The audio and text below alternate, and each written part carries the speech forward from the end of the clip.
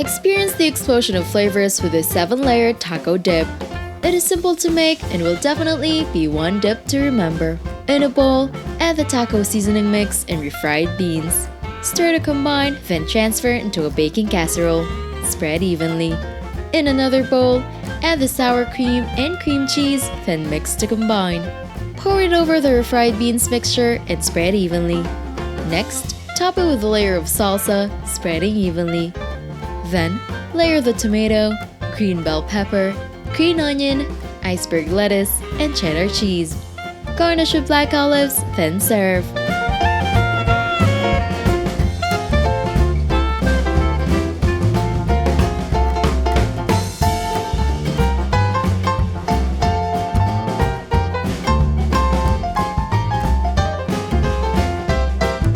Don't forget to hit like, subscribe, and turn on that notification bell to catch more easy and tasty dishes to try at home.